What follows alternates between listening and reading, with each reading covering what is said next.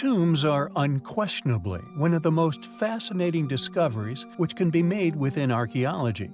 The burial location of lost kings and emperors, due to the legacy and prestige of the individual.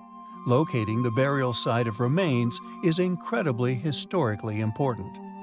With certainly the most famous tomb discovery, rumored partial raid, and curse said by some to have been cast upon those who committed such acts, was that of King Tut, more commonly known as Tutankhamun.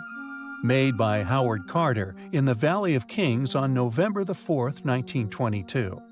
He located the unlooted tomb containing arguably the most famous historical figure and his accompanying artifacts ever found on Earth, the king's remains and his glorious solid gold jewel-encrusted death mask. Rumors have also circled other tombs for centuries.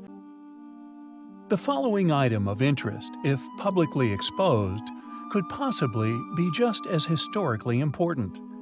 Recently discovered within Inner Mongolia, a sparsely populated yet enormous span of terrain, this find, quietly studied and, interestingly, although clearly of an incredibly curious form, was photographed very little.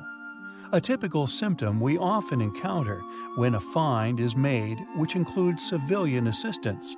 Yet these civilians, once the controversy that a find may create is recognized by the powers that be, are soon notified their services are no longer needed, and details of its discovery confidential.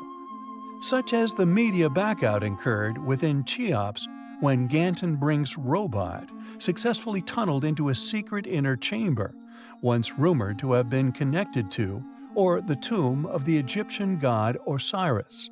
Yet when the media and independent journalists were allowed to return to the site, Zahi Hawass and his team claimed the quote, tomb had been looted in antiquity, leaving nothing but an empty room, one that curiously took them 2 weeks to examine, before eventually allowing the public to see it.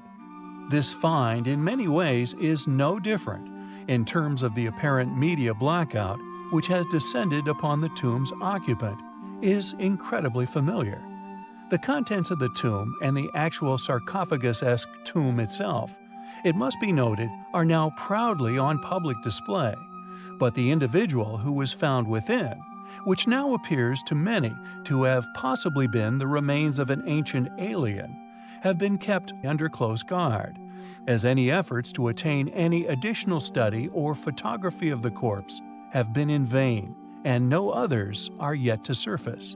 Could this, in fact, be the remains of an actual ancient alien?